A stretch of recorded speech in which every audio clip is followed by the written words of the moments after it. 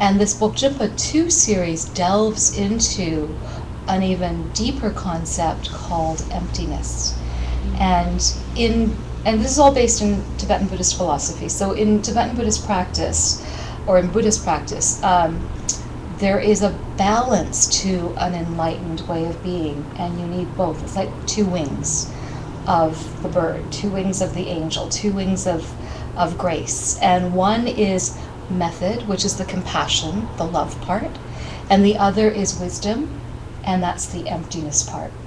So this whole series, we're really diving into emptiness, and it can be a lot groundless. It can be very, conceptually, it's called a slippery pig.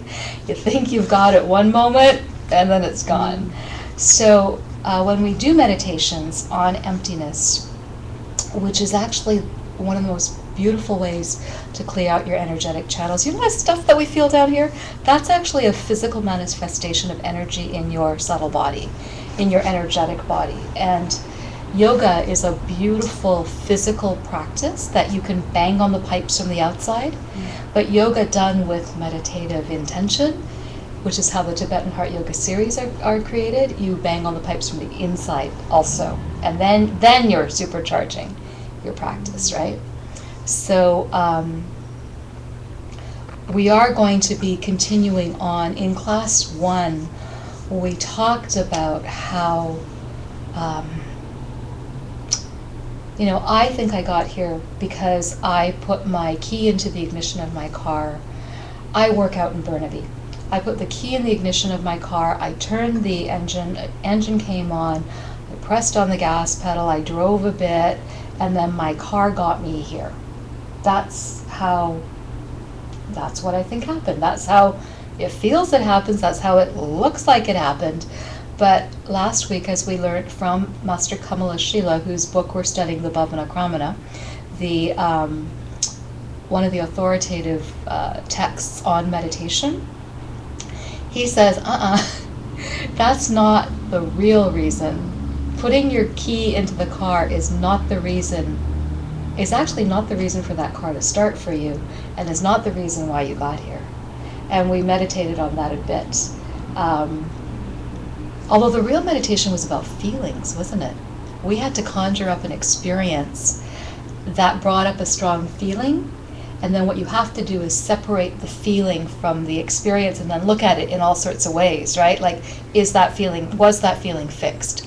Was that experience, we dissected it in many ways, right? So that's how the first class happened. And it was about dissecting the elements of a feeling because we were trying to get to the real cause of an experience. Just like the key going to the ignition is not the real cause for that car to start. The punchline being, how do I know that that is true? What I said is true is because I could put that key into the ignition and the car might not start. The car is not why I got here. The car is how I appeared to get here. But if I did not have the karma to get here, regardless of whether I had a car that started or not, I would not have gotten here. And if I had the karma to get here, regardless of whether I had a car or not, I would still be here. Get it? Mm-hmm. So logically, it does make sense. And logically, when I give you basic examples like that, it's like, yeah, sure. But Master Kamalashila is asking us not to just pay lip service to it. What we call a Dharma cocktail banter. It's like, yeah, everything's empty. It's like, no, we want to really get to the visceral, I understand. Not only do I understand because of my meditation practice, one day we want to be able to say, because of my meditation practice, I see it directly. That's what we're getting to with this whole experience, right? Okay, but before we start, because I haven't actually started class 2 yet, I always do this, gave you the physical yogic warm-up.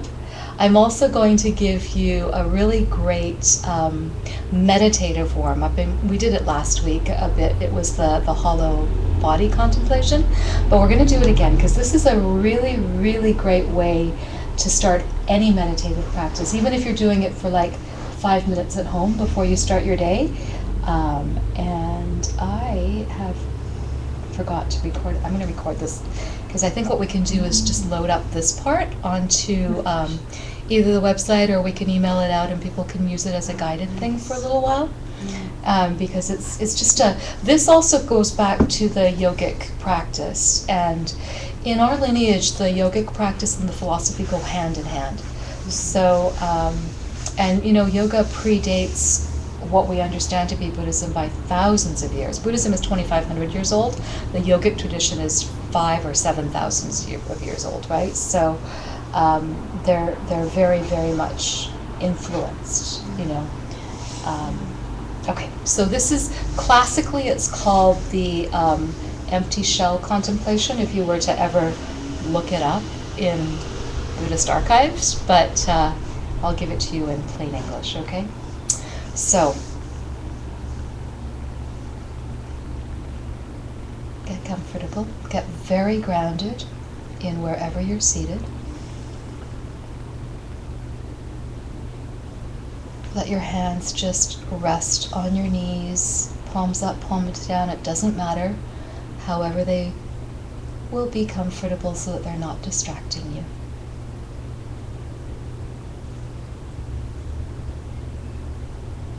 Sit tall.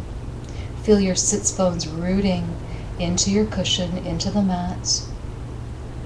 Feel your crown reaching up towards the sky, and let your shoulders fall away naturally from your ears.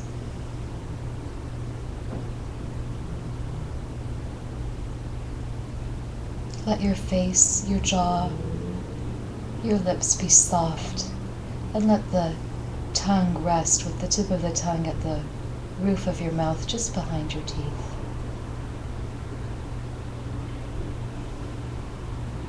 Let your head be level. You can gently keep your eyes closed, but if you're drowsy, you can keep them cracked open a bit to let light in. And then let your breath settle.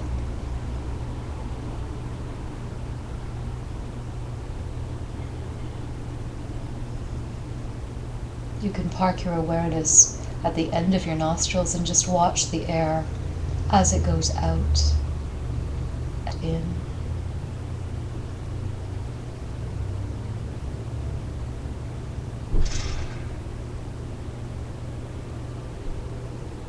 Let any tension, any dis-ease, any discomfort leave you on your exhales.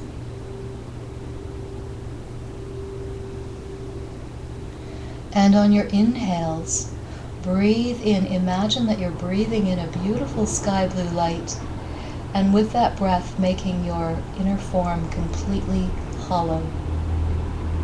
Breathe out discomfort, distress, dis-ease. Breathe in beautiful sky blue light and make your form completely hollow.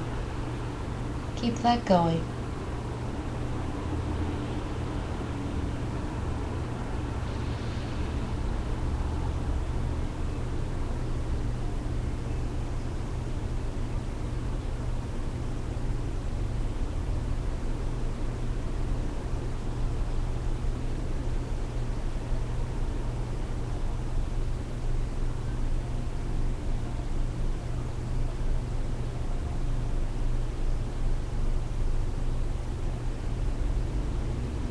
Your breath will naturally soften, and just focus on that hollow expanse that used to be your physical body, filled with the color of a clear blue sky.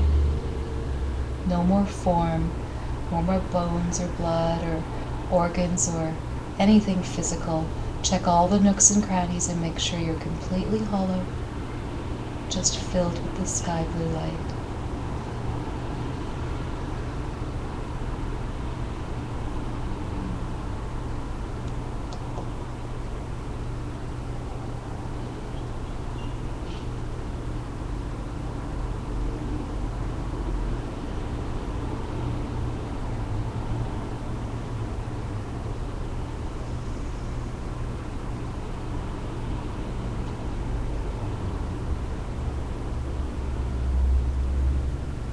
Now that you're settled, now that you've called up your hollow blue body of light,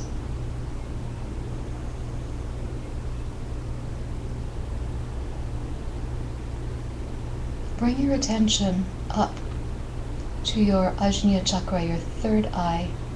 It's located about 3 finger widths in from the front of your face, inside your head. And that is the opening to your central channel. It's a tube of energy about the width of a small drinking straw that starts there. It's made entirely of a substance that you can think of like light, like a golden red light. Starts there, it goes up towards your crown, curves around to the back of your head, and then follows where your spine would have been, right down to your base. So if you were to look from the side of you, it would look like the handle of an umbrella or a candy cane.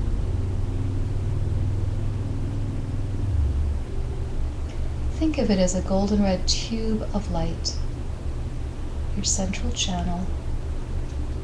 You can put your mind's eye inside and just trace it up and around and down. Come back up again. At that front opening, the Ajna chakra, see a tiny pinpoint of diamond light. This represents your wisdom. And inside the tube of light, at the level of where your heart used to be, imagine a beautiful red rose inside the central channel, also made of light, petals soft and velvety. This represents your compassion. Now travel that white diamond light of wisdom up and through the central channel, curving around, and bring it down to gently nestle inside the petals of the rose at the level of your heart. Your perfect combination of your highest truth and your highest love. And from that point, breathe out in all directions your greatest love from yourself, for yourself, and to all beings. Breathe it out like rays of light in all directions.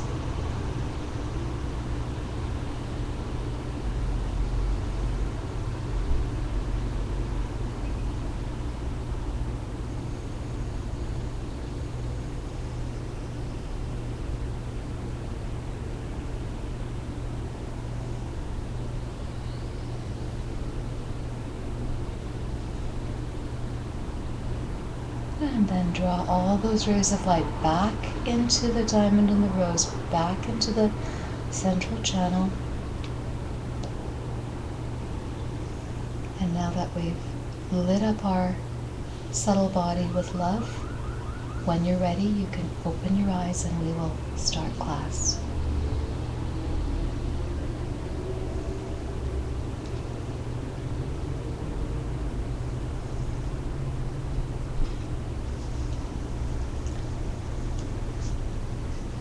You can stretch your legs if you need to. Nice stillness in the room. So those were actually 2 back-to-back preliminary contemplations. They were each about 3 minutes long, a little over 3 minutes. So it's any one of them is just considered a quick little contemplation, but they're really nice to set up your inner world for even deeper contemplation. But you know what? They're nice even as, I find if you don't have that much time in the morning, even if you just do that, it sets your energy in a really lovely place. So this class continues on with the Master Kamalashila's logical arguments for what are the real causes of things. And he really wants us to get that the key is not what starts the car. Although I don't think Master Kamalashila had a car. I think he had a horse or a yak or something, right? But Geshe-la always likes to, Geshe Michael, who did all these exquisite translations, likes to put it in context for us so that we can relate. So really it's about, when we start talking about things like emptiness and the true causes of things, really what we start to talk about is the illusory nature of our world. And I think if you've even scratched the surface of any Buddhist philosophy, the word illusion comes up a lot. This world is an illusion, or life is an illusion, and it can be misused, actually. It is an illusion, but we have to discern the difference between the illusion and the lie. I think last week we just started to talk about how we see our world as a lie, and we kind of melded illusion and lie together. But in this class, Master Kamalashila does discern the two.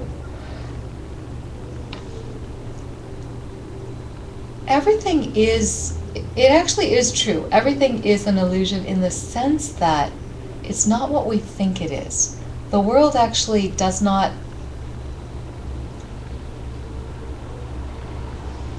operate the way we think it is, and I'm going to clarify that because that's a pretty bold statement.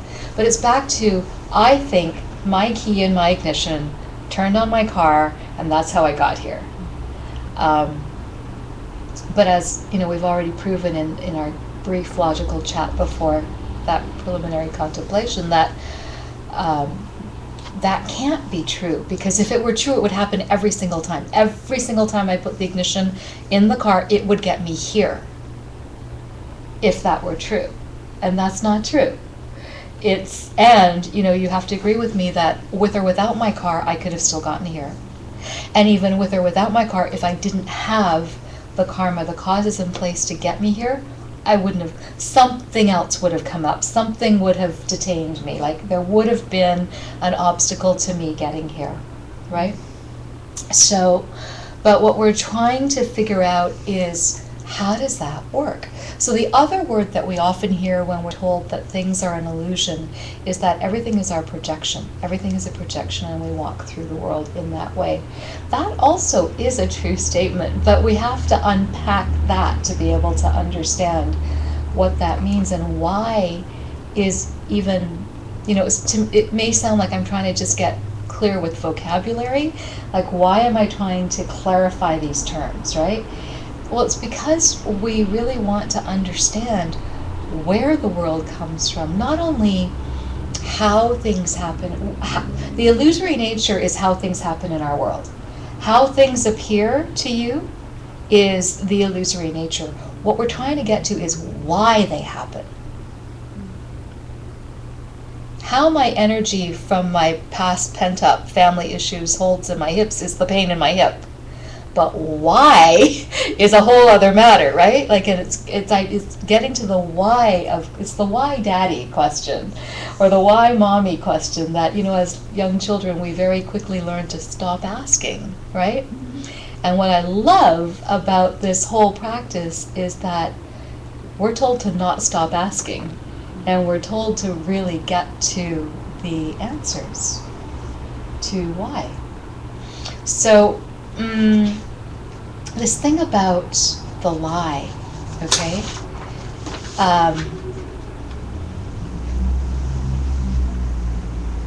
The thing about the illusion, here's the thing. Lama Christie, who created these classes, initially said, and I'm going to quote her, first of all, you can actually never get free of illusions.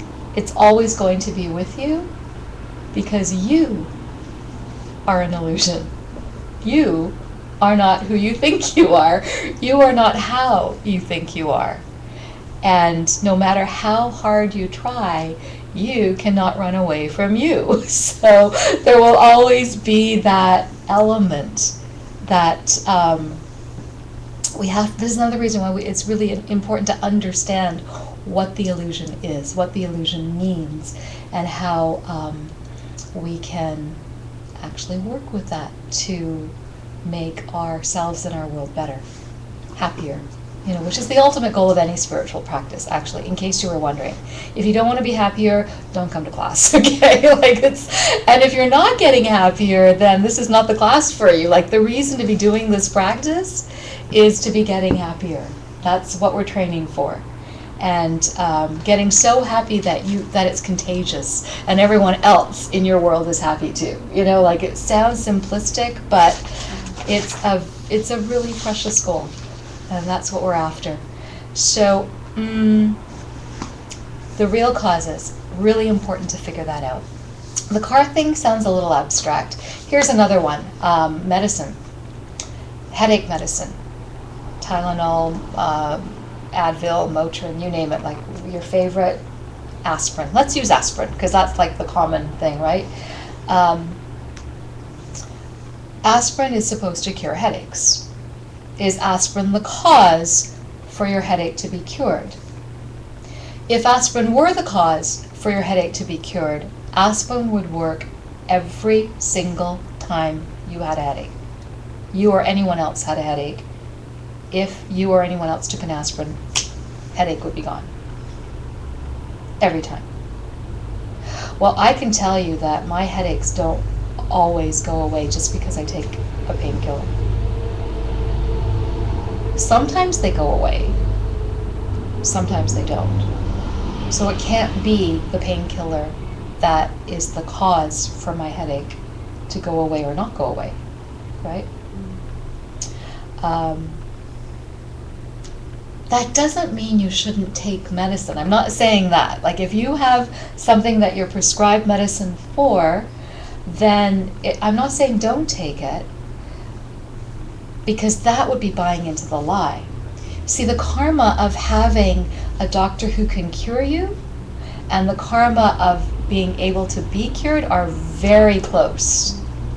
If you have the karma to be cured, you will manifest a doctor who can cure you, or a medication, or a food, or something. So it's not in and of the thing itself, but the real cause for things to happen in certain ways. That's what we're getting to, okay? Because the illusion, again, too, it would be really, really easy to say, oh, Sherri said that, aspirins don't cure headaches, so I'm never going to take another aspirin again. That's not what I said. I'm saying it's not the real cause. But if you load your aspirin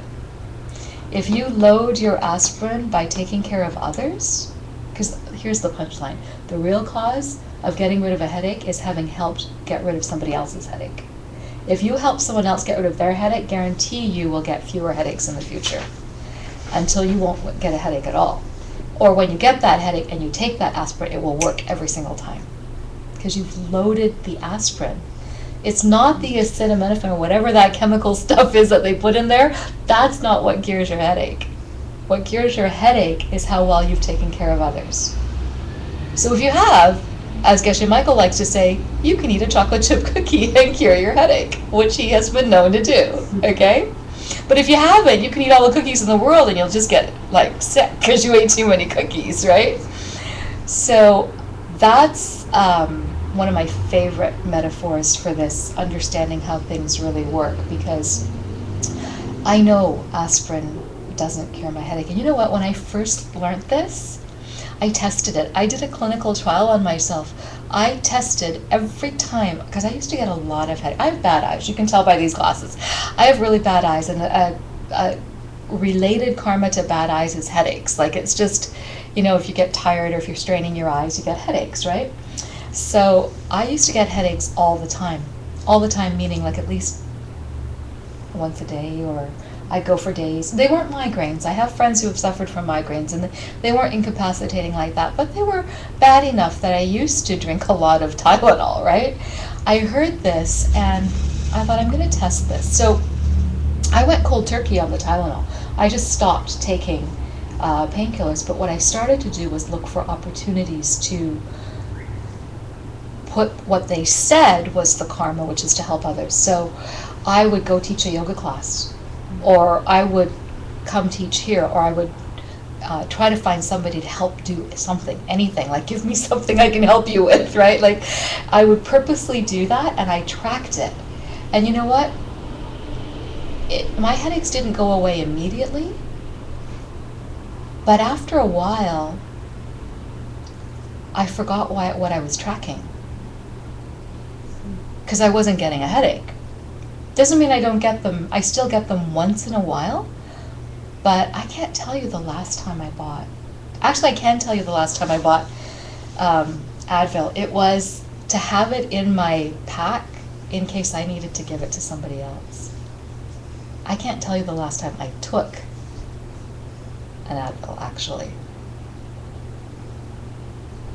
Now, interestingly enough, a year and a half ago, I had a bad fall and I froze the shoulder, which is really crappy for a yoga teacher. And I was and then as a byproduct, I had some body work done, and I really wrecked my lower back. And this was literally 3 weeks before I was supposed to go into a 1-month retreat. I didn't know if I was going to make it into retreat. I didn't know if I was going to be able to sit once I got into retreat. It was just under 2 years ago. And that was the very first time I took back pain medication, like Robaxacet or something like that. One of the really, or was Tylenol 3 or something crazy, right? And it worked. It was really interesting. I had put enough causes into play that the medication actually relieved. And then I was able to go into retreat. I was able to do my practices and really focus on the real causes of stuff. And by the end of my retreat, it was still a little bit there, but within 6 months of my retreat, that condition had cleared up. And I only took that pain medication in that first 24 hours when I literally couldn't move. Now, would that pain medication have worked every time? No, not necessarily, because it's not the cause, right? But it was, to me, the actual sort of clinical trial, the proof that this philosophy isn't just a bunch of blah blah. But again, don't believe it just because I say it. Try it. Don't put yourself into serious back pain to try it, okay? But try it on the hips, try it on the headaches, try it on the, instead of automatically reaching for the aspirin, see if you can find somebody to help and go help them and then take the aspirin. I'm not saying don't take the aspirin, but see if you can put this other cause into effect also. Okay?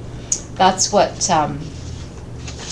Master Kamalashila is talking about here. So let's just do a quick meditation. There's 2 meditations, official meditations per class. The ones that I gave you already aren't part of the class. They're the prelude too. So get comfortable. And if you need to sit in a chair, that's what they're for. If you're okay on the ground, then just get back into a comfortable position. It's always good to have the back of you a little higher than the front of you, regardless of whether you're flat. Just tip yourself a little bit so that it just helps to level your spine. And supine meditation is fine also, like Yulia. So wherever you are, just try to reassert that hollow blue body again quickly and just settle your breath. Keep your eyes closed. Don't let your mind follow any of the sounds on the street. Just bring it right into your central channel, right into your heart. Let your breath smooth itself out.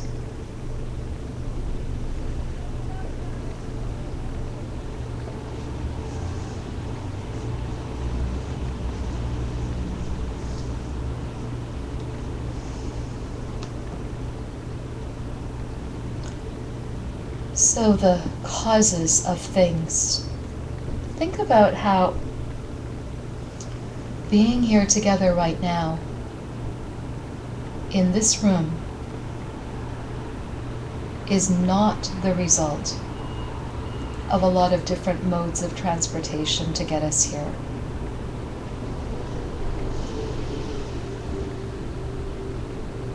We did not get here because we drove here in a car or rode a bike or got on a bus. We got here together because we did a heck of a lot of good virtue together in the past. Think about that as the real cause for us being here together tonight in this room.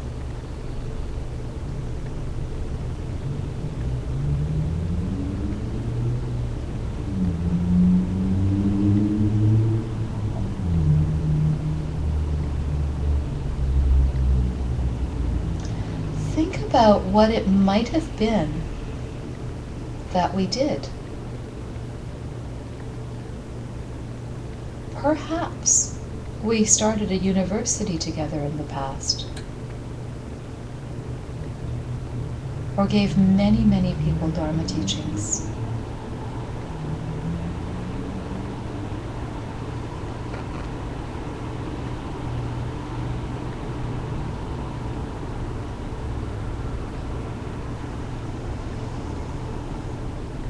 Think about the real cause and the real result.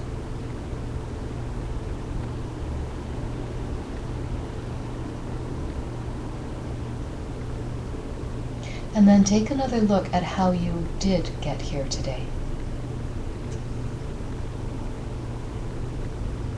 Not the apparent cause, but the real cause.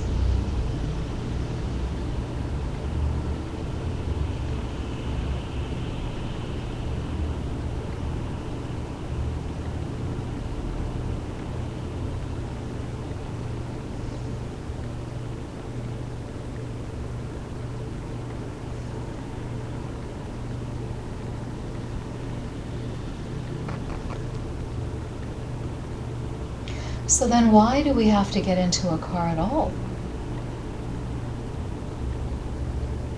Or onto a bus?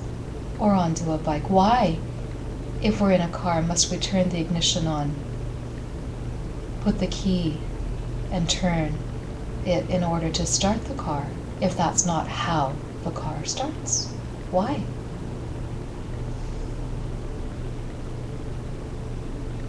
Just think about it.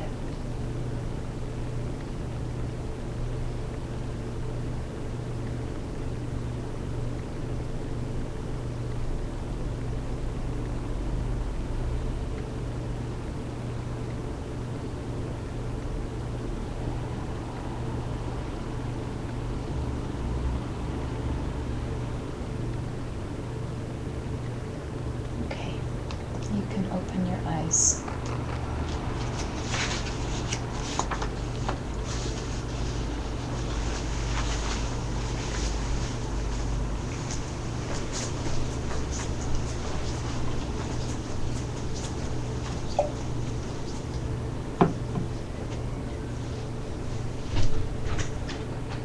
A lot of these contemplations are not actually intended to give you the answers. They're intended for us to analyze the way we view the question. Although I had given you a fair amount of Master Kamalashila's logic before, usually we do the meditation first and then I give you the blah blah. But because we had done all the preliminary stuff, I thought we would chat first and then try that. So it's interesting though, to have those types of contemplations, to start thinking about, okay, well, I think I get to B because I did A. But what if it's something else? What is it that is really at cause here? Because we can actually discern what's not at cause. What's not at cause are the reasons that don't replicate that result 100% of the time. So if whatever you think you did that got you the result, if you were to do it 100%, if it wouldn't get you the same result, it's not the cause. So then you have to think about, well, what is the cause? And it's a good analytical meditation. This is the sales pitch for meditation practice and for retreat practice, because what you do get to do in meditation, and especially in retreat, is you get to slow down the pictures. You get to slow down the mind enough that you can start to catch the real causes of the results in your life. And that's one of the things that is a real selling feature, because really in our normal life things are happening so fast. They do say 65 mental images per finger snap, and apparently that is the same.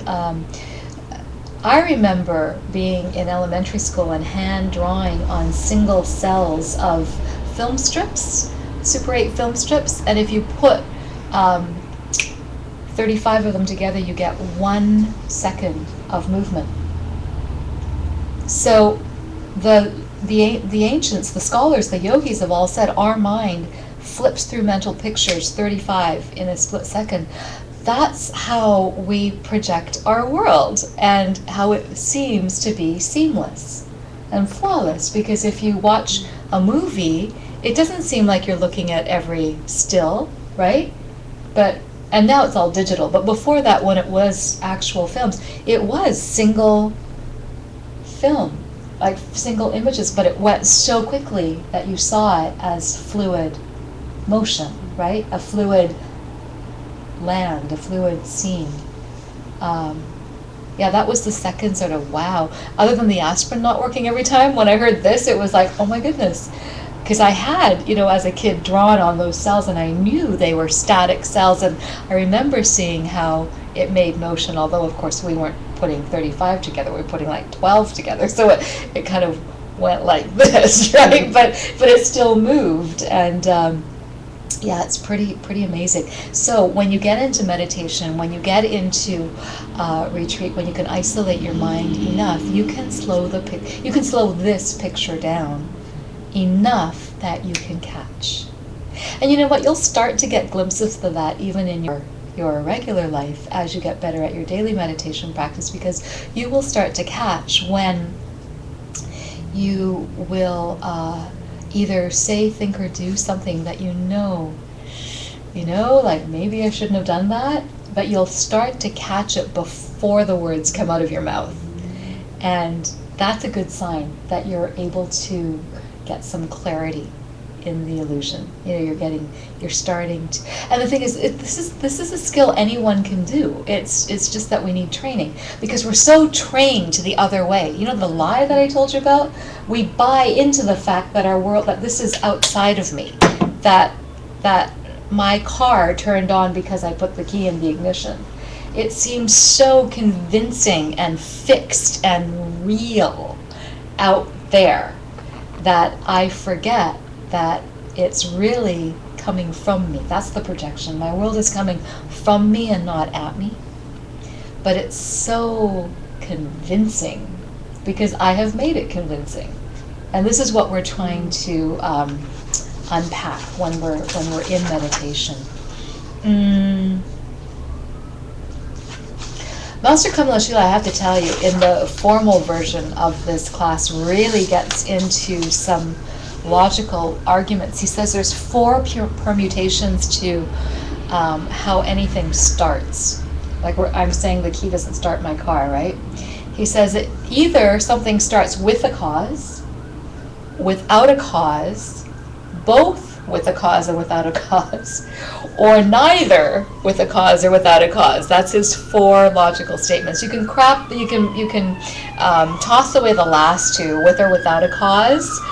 Either way, both with or without, or neither with or without, because they're both illogical, right? But let's go down to the first one. So something must either start with a cause or without a cause. This is what he's positing, okay? And so then he says, well, let's just dissect that a bit more. What does it mean to say that things can start without any cause at all?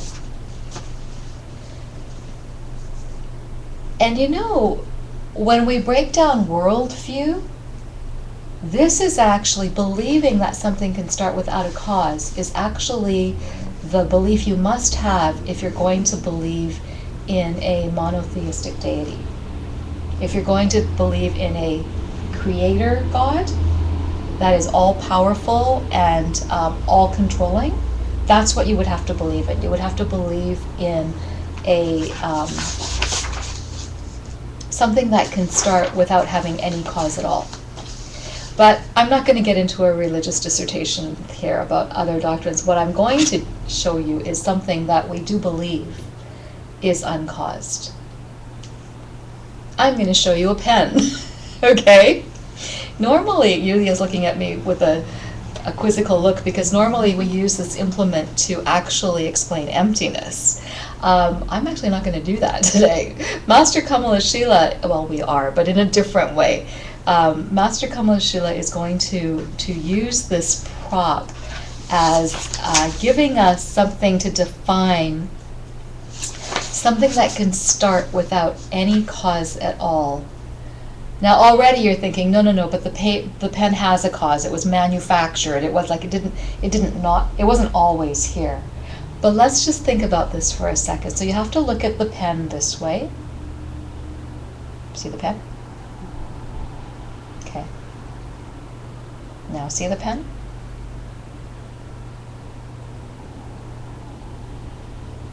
Your mind says that I'm looking at the same pen, right? But if you were to slow the picture down, your eye consciousness did not, this and this are two different objects, two different mental images to your minds, to your mental consciousness, okay? That's one object, that's another object. It's actually not the same object. But in our mind, it's the same object, right? It's unchanging as a pen. Maybe it changed directions, but the concept of pen is unchanging in what we're seeing, right? Mm-hmm. Okay, so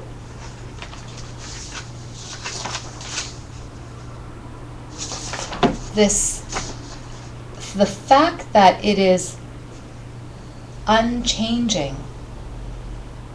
See, an unchanging thing is something that has no cause, because to have a cause would mean that it would have had to have changed. I know this is getting into that slippery pig ground, okay?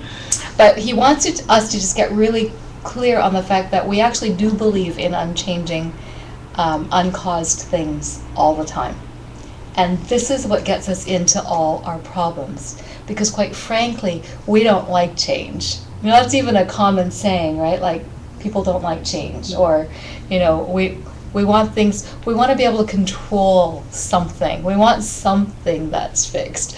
You know, it's just, it's our natural tendency to want to hold on to something, right? Someone, so anything that but it's this mistaken perception that gets us into, it's what causes disappointment. You fall in love with someone and then they change, you know, and it's like, and they're making you so unhappy because they changed. And it's the mistaken wish that they would never change, and then they did, that is causing you your disappointment, right? Not the fact that they were always a changing object, but it's our grasping to the concept, to the illusion that something can be unchanging that is at the root of all of our problems. So that's the pen thing, okay? I did it really, really, really quickly. By the way, the classic explanation of emptiness, which is what this whole course of meditation is supposed to be about, is that we always say, is this a pen? And we go, yes, it's a pen. But is it a pen from its own side self-existently? Because if it were, it would be like the aspirin. 100% of the time, anything looking at it would see it as pen. Dog comes into the room, does not see this pen, sees it as chew toy, right? 10th century Eskimo beams into this room, would not see it as a pen, might see it as something to break ice with, you know? But what makes it a pen? Well, because it writes, it functions as a pen. Well, you know what? It functions as a chew toy and it functions as an ice pick. So really, what this is, the emptiness of this, is that it could be either. It could be all. It could be any of those things. But the karma of it, so this is a perfect utensil to demonstrate both the concept of emptiness, this wisdom side of things, and the karma side of things. The karma of this is that if you are forced to see a pen, even go, oh yeah, it could be a chew toy. It could be a pen acting as a chew toy. It could be a pen being used as an ice pick, but it's still pen. If you're being forced to see pen, you have the karma to be human. If you are forced to see it as chew toy, you have the karma to be a dog. That's the karma element of this thing, okay? Because this thing in and of itself is just data. It's just shapes and colors. It's not even plastic. I have the karma to be forced to see this as plastic. I project the mental image of plastic encased pen that my dog could use as a chew toy, but it's still a pen. And even now, Master Kamalashila takes this one step further and says, so what is it that makes it a pen? And I just gave the punchline away. I said, because it can write. That we define the thing by its function, right? And we think that even that functionality is unchanging. A pen is something that always writes. Well, what about when it runs out of ink? No longer a pen? No, it's still a pen. It's just a non-functioning pen, but it's still a pen. It's just a pen that happens to be out of ink, right? So see how fixed we are with these concepts? So, but here's the thing. If the function defined it, then it would either always be writing and could never change, right? Because it was an unchanging thing, that was the start of it. Or it could never write, because it would have to write to be a pen. Do you see? Because what defines it is that it's a writing thing. So it would have to be either doing it all the time or never at all, because it could never change. It just is. Cool, hey? Yeah, so this is at the end of the day, though, changing, unchanging, writing, non-writing, sometimes it makes me go, ah! The thing is to catch the mental images, those single frames, right? Because that is actually what is going on. Your mind is overlaying mental images and only mental images constantly to everything you see now. This is where it gets a bit wiggy. To every experience, to every thought, even to your concept of yourself. It's a mental image coming from you. Where do they come from? They come from causes that you put into place through your thoughts, words, and deeds in the past. Okay? So that's the blueprint for our reality. But I'm already cutting to the punchline, and actually none of that matters if you don't get an experiential understanding of it. What we are experientially understanding now is how the world appears, the illusion. And we believe it, that's the lie. We believe the world comes at us. We believe that we are not at cause for stuff that happens to us. Or especially, well, sometimes we are good at taking credit for the good stuff that happens to us. Yeah, I deserve that. That's my karma. But when the bad crap happens, it's like, what did I do? I didn't do anything to deserve that, right? Like, that's what we logically go to. Or we really believe in God in the moment of a disaster, right? Please God, for this moment, suspend all laws of causality and just help me out, right? So it's, by the way, if you have the karma to be helped, you just may have a God who will help you out in that moment, by the way. So it's like the aspirin. I'm not saying that they don't function for you, or that there isn't,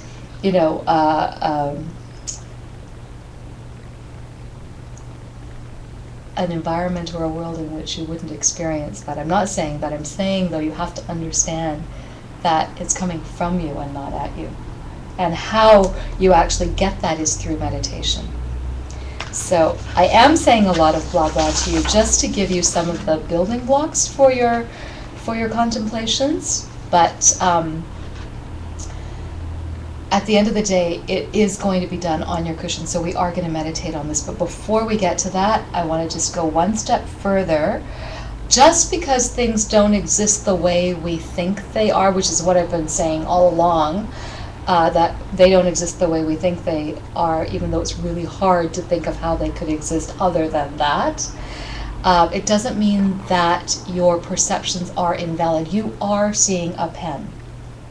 Your karma is forcing you to see a pen.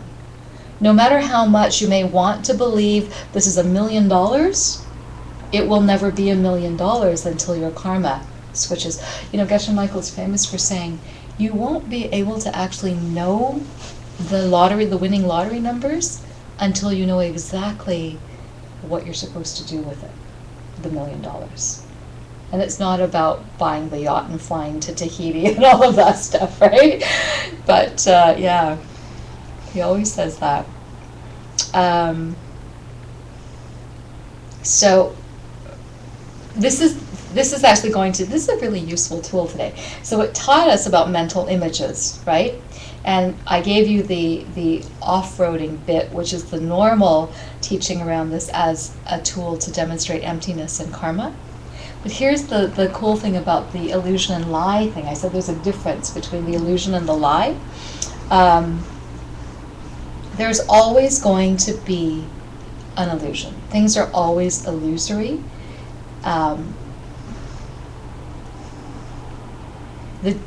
The fact that this is appearing to us, the illusion of a pen, there will always be the data. There will always be something, right?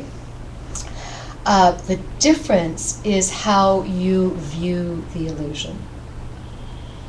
If you start to understand that, yeah, okay, I get it, that because I'm human, I see this as a pen, then you're seeing the illusion for what it is. Whereas if you look at this and go, nah, it's a pen from over there because it was made by these Sharpie people and came out of a factory. It's no way is it coming from me. That's the lie. You've bought into the lie. Okay?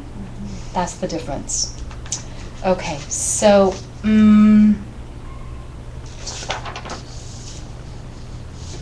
so just as we were talking about how it's, you know, when we get, stretch and get comfortable. I was saying how wisdom and compassion really have to go hand in hand. By the way, I threw in that little central channel love thing at the beginning because before you do any deep emptiness meditation, you should always do a quick compassion meditation. If you just dive deep into the emptiness meditations, you can really kind of get untethered without the proper training, and you can become what we call a bliss monkey, and you're just floating out there, and it can actually be not helpful.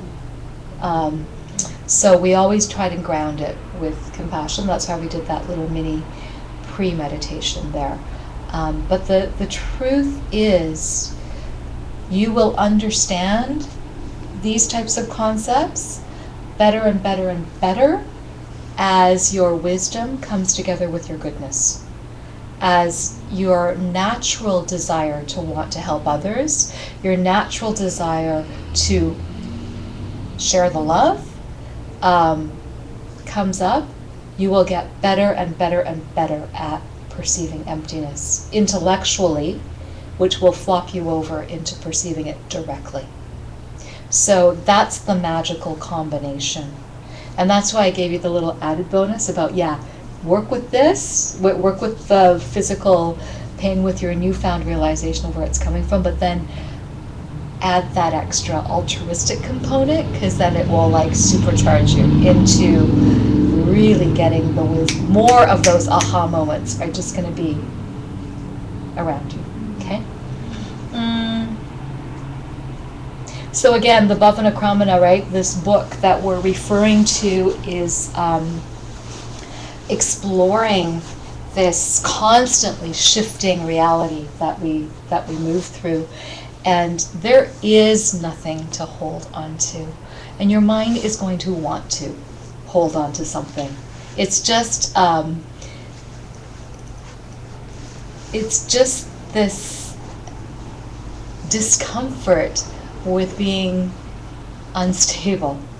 So in a way, getting good at meditating is being really good at being comfortable with uncertainty. Getting to a place of comfort with uncertainty. And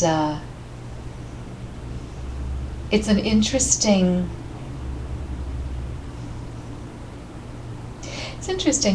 I think it's kind of human nature in general to be afraid of change.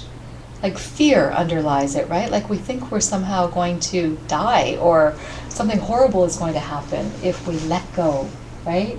But a big part of meditative growth comes from surrender, comes from this letting go of what we believed was so obviously fixed.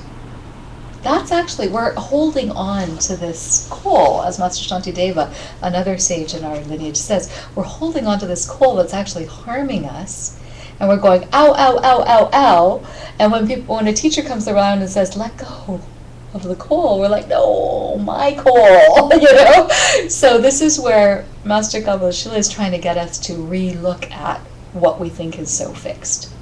Because when you really start to look at it, it starts to disappear. It starts to dissolve, right? Like even as I was talking about this pen, how many times did it actually reappear and dissolve in your minds as you had your little aha moments around it, right? So it's like that. Yeah. Okay, so we are in the last 10 minutes going to do one more meditation, and this is actually the homework meditation for this week. If you do decide to come back next week, it's really great to do this meditation a little bit every day between now and then, and then you'll really start to feel some of the benefits of it.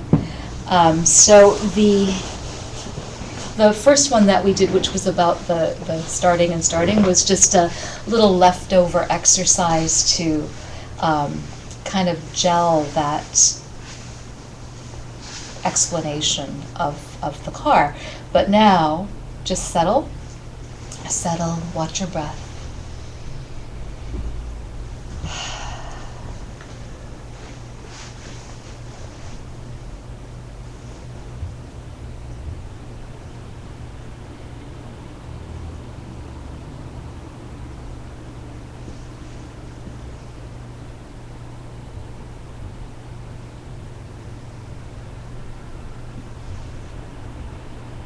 We're going to go through the first thing we did with the pen in our minds again. So in your mind's eye, watch the image you have of the horizontal pink stick, not writing, and how you see it as a pen, and what that means. Just observe what's going on in your mind as you look at that image.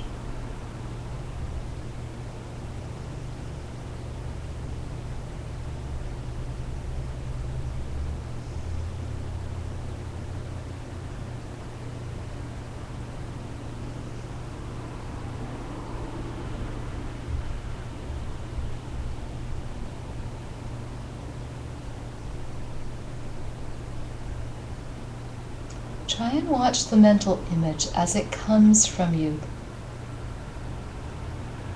Is the pen that you are seeing a changing or unchanging thing? Don't rely on what I was saying in class, just look.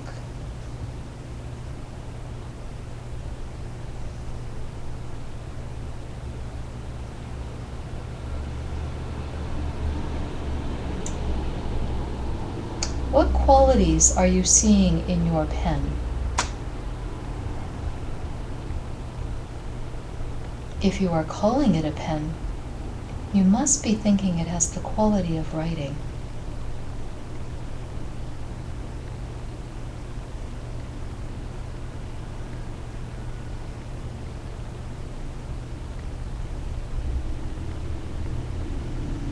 What does it mean when you say that horizontal object has a quality of writing?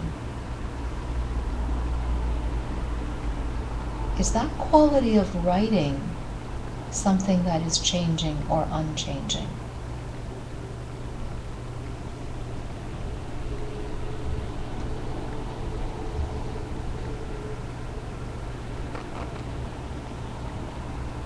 If you find that maybe it's unchanging,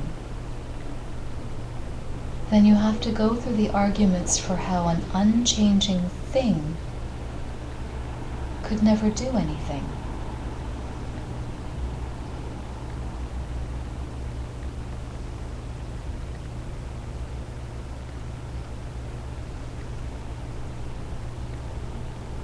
But if it's a changing thing, how is it a changing thing?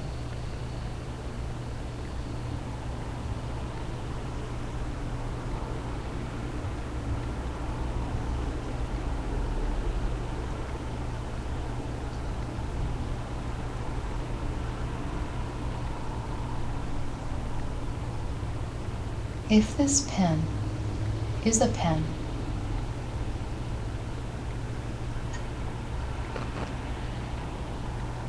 and always has the quality of writing,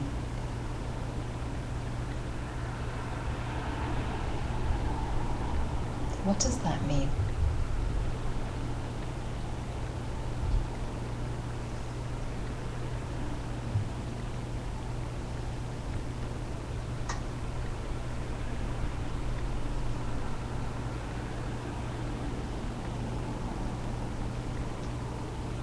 The end result of this contemplation is to realize that the object you think you are seeing is completely impossible.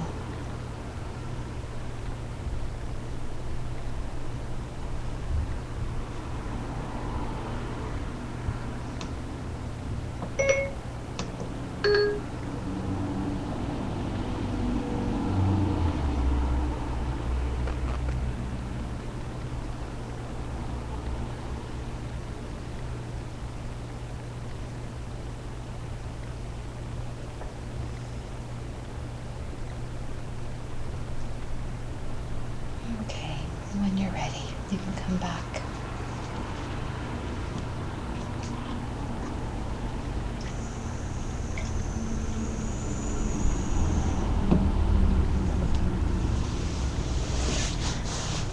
So that last line about how it's completely impossible doesn't mean it doesn't exist, okay? It's just that we have to really look at how we think things work. And basically what's impossible is that it's a fixed pen from its own side coming at you. But you want to really look at how it is you view something like this. Because if you can get it with this, you can apply it to people, you can apply it to experiences, you can apply it to your own thoughts. You can apply it to your own mind. There's a whole meditation module, Bok Jinpa 10, actually we're in Bok Jinpa 2. Bok Jinpa 10 is all about meditations on the mind. Talk about groundless. But we're getting there, This is pretty heavy stuff, so, some days it'll be so crystal clear, and other days it might not be. Don't worry about it. Because guess what? Your mind is a changing thing too, so that's how it goes. So that's class. Any questions? Yulia, yes. So last time we were doing something to do with chocolate. What was it? Chocolate? Oh, it was the feeling. It was taste. You were supposed to think of something that really made you feel, something very joyous. So chocolate or food was a good one because you had this experience of bliss, right? From the taste, from the experience. Yeah. But then you were supposed to look at it from different angles. Like, is it chocolate that causes this? Because if it were, then chocolate would always cause this. And chocolate could never actually make you feel sick to your stomach. Or someone could never be allergic to chocolate, like that. And then you were to remove that and just go with the feeling and think about, well, if this chocolate always made me happy, then if something like my loved one died, then I should just be able to eat chocolate and it would all be better. But that's not true, right? So like that. And then there was even just looking at the feeling, right? And seeing where that was coming from. So the question the Master Kamalashila was asking is, he says, is there an end to it, or is there a start to it? Right. And so I was confused because there is a start to my image when I shift my attention from, let's suppose, a dog to a chocolate lava cake. Right. And then I start to salivate because I just love this chocolate lava cake so much. So I can pinpoint the beginning of that feeling. Can you? Was it in the first moment of seeing that lava cake, or the moment that you tasted it, or was it when you even thought of the cake? Mm-hmm. And then it's every moment has a beginning, middle, and end. So was it the beginning of that moment, or the middle of that moment, or the end of that moment? I understand that, but I still, there's a certain shift in my... Yes. Right? So there is no cake, Yeah. cake. So to me, Yeah. somehow this is the beginning of Yeah. the cake, right? And Yeah. there's no cake, so... Well, so yeah, and in that moment you can say, yeah, it's right there. And then you zoom in and you look at, okay, well, where in so you could take it more and more fine there. Mm-hmm. But then you could also say, is it every time I see that cake I have this experience, right? Mm-hmm. Is it really where it starts? Mm-hmm. Because then every time I see that, it should start. Mm-hmm. Okay, so that would be a changing concept again. Interesting. Yeah. I wonder about, that just makes me think of, where does anticipation fit in? Aha. Because it's not, just thinking of the chocolate. But even the anticipation, right? You've got I think by the time you have anticipation, you already have a mental image of something you're anticipating. So it actually is very similar. And even in the anticipation of the chocolate lava cake, you might already be salivating. So the cake may not even be directly in front of you. Well, in fact, in contemplation, it's not. It is a mental image, right? Right. So now, okay, since you brought it up, you're all talking about mental images, right? Because you're talking about the meditation homework and how when you, it's not like you physically had a piece of chocolate lava cake and you had a dog there and you're looking at the dog and there's one emotion and then you're looking at the cake and there's another one. You are thinking, okay, when I think of dog, okay, I think, oh, cute dog, but I'm not thinking, oh, yummy, the way I am with the cake. So the anticipation is no different, right? You're anticipating having a cake, but you've already layered over an image of what it would be like to be seeing the image of the cake, right? Okay. Now, the thing is, the image of yourself is no different. What you think of yourself in any given moment is no different than the anticipation or the chocolate lava cake. That's a big leap that I just said, but if you can get it on the cake and the anticipation, you can then apply it to the mental image. How you experience yourself in any given moment is a mental image. And you can change the mental image. You can't change it in the moment, I will tell you that, because that is a ripening of a previous cause.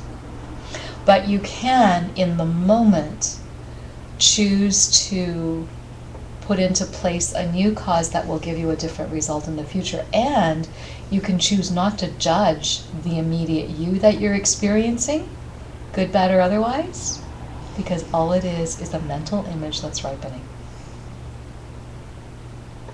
No different than the anticipation. But that's hard. Right now, because you guys have such clear channels from all of this work, you look to me like you're getting it, okay? But it's not that easy to hold. Well, we lose our awareness. We do, as we get distracted, right? And get back into the story. Yeah. So you're saying I see an image of myself looking at the cake, which is an image of me, an image of the cake too, right? So it's like dream in a dream. Yeah, well, you know what? Another way that Lama Christie put this, and this totally blew my mind, is that you are projecting Mm-hmm. yourself and the cake, but there is no projector. There is only projecting. That's Mhm. the Mm. ooh part. Yeah. Okay? That makes me think of there is no ground. Yes! There is no ground. Or just the badness is free fall, but the goodness is There is no ground. Yeah. The bad news is you're free falling without a parachute. Right. That's the Right. is you're free falling without a parachute, because that immediately makes us think, oh, ah! But the good news is there's no ground. Yeah. When I heard anticipation, I heard expectation, and that makes me think story, like the story. So the lie is choosing to believe that. The lie is believing the illusion. The lie is believing the story the The illusion lie. is presenting itself. There's always illusion. The story is the There- illusion. The lie is believing the story. Yes. Okay. Yes. Okay. Exactly. You got it. Yeah, You got it. yes. Beautifully put. Mhm. By the way, I've only been working with the central channel because that's the one that we're trying to get all our wins into with meditation. But we have 84,000 channels. This is actually why we look the way we do. The nadis, they go everywhere, and it actually results in how we physically look. You can think of the analogy of ice forming over the branches of a tree. The ice is what we see, and the branches of the tree are the nadis. But we are most concerned in yoga and in meditation with three. The main central channel and two side channels. I haven't gotten into the side channels yet in this class because it's not part of the curriculum necessarily. But it's important, since we're talking about illusion and lie and stuff, I just want to let you know that, and if you come to any Tibetan Heart Yoga classes here, you will learn about the three channels. But the side channels start at the nostrils and they're thinner than the central channel. The central channel is about the width of a small drinking straw, about the width of my pinky. And the side channels are narrower, more like the stalk of a blade of wheat, like the stem part of a thing of wheat, not the bushy part, but, and they start, or a spaghetti noodle, I guess, and they start at your nostrils and they parallel the central channel, and what they really do is they crisscross at what we know as the chakra points, 3 times around the heart. They crisscross, and they're actually, so chakras are actually choke points. They're not beautiful little energy flowers. They're actually where your side channels are choking off the central channel, and all of our ignorant thoughts and energies run in the side channels. And in the left channel run all of our introspective, they say ignorant liking, our cravings, our low self-esteem. All of that runs in the left. In the right side runs our aggression, our aversion, our ignorant disliking. So the left energies are what when we ignorantly grasp and pull things to ourselves, and the right energies are when we ignorantly push things away, and it's like a hot anger energy. They say male energy. The left side is a cool female energy. And these energies, it's the sun and the moon. It's the sun on the right, the moon on the left. This is the hatha of hatha yoga. But they say that these energies are choking off our central channel. So in our yogic practice and in our meditation practice, we actually see them as parallel. And maybe next week I'll do it. Another preliminary meditation that's really beautiful to do is called the 9-point breathing. So you've had your you've had your physical asana prelude, you've had your hollow body shell meditation, and then it's nice to add a bit of pranayama, a bit of breath contemplation. And the Tibetans have this 9-point breathing. The yogic method has something too. They call it something different. I'll look it up for you. And they do it slightly differently, but it's the same premise. different teachings do it in different ways, but the 9-point breathing is lovely, and it really gets you to, just like I had you sliding up and down the central channel with your mind, you slide up and out the side channels with your breath, clearing these ignorant energies. And the reason I bring that up is because with the lie and the illusion, remember I said earlier, we'll never stop seeing the illusion. Everything is always illusion. As long as we have side channels, there will always be a duality. There will always be, and it's not anything we can choose to stop or ignore. It's and these channels are physical. They're subtle energies that are finer than light, so you can't necessarily see them like in an X-ray machine, but you can't see your immune system either, and you know you've got one, right? Carillion photography has gotten better at capturing auras and stuff, but it's kind of like that. But there are specific channels of energy in your body, and the side channels are what causes us all of our misperceptions.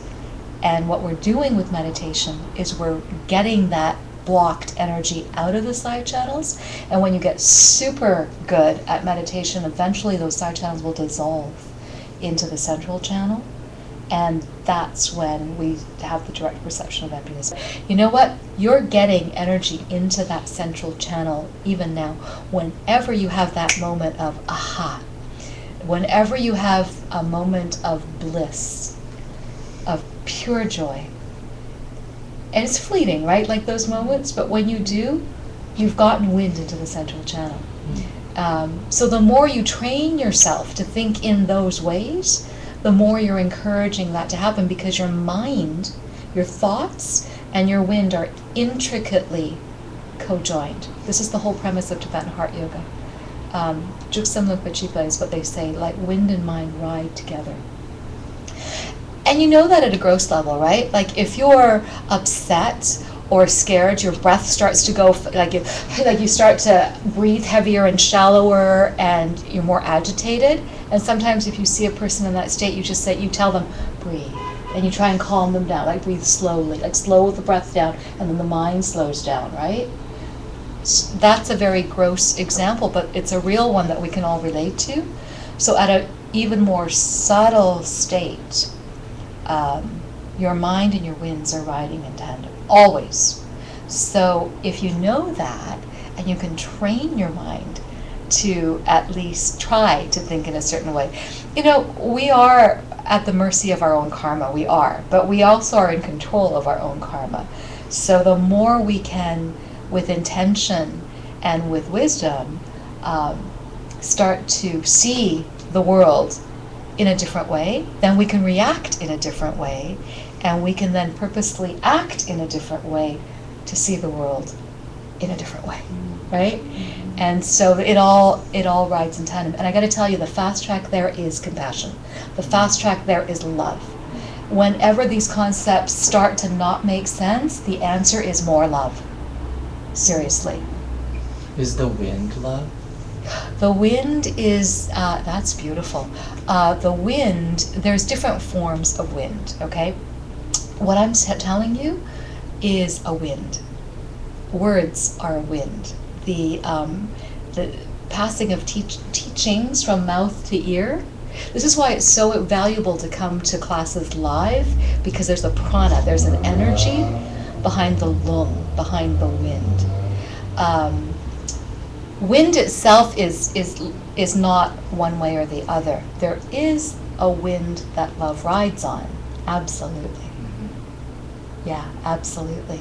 And you know what? Buddhas, their wind is entirely love.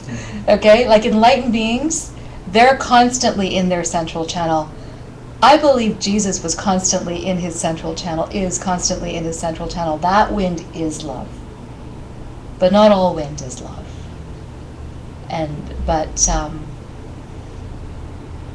But you know, it's interesting. But would love be a wind? Yeah, it would be. It would be a type of wind. It would ride on a wind, absolutely. It would be an energy. Yeah, nice.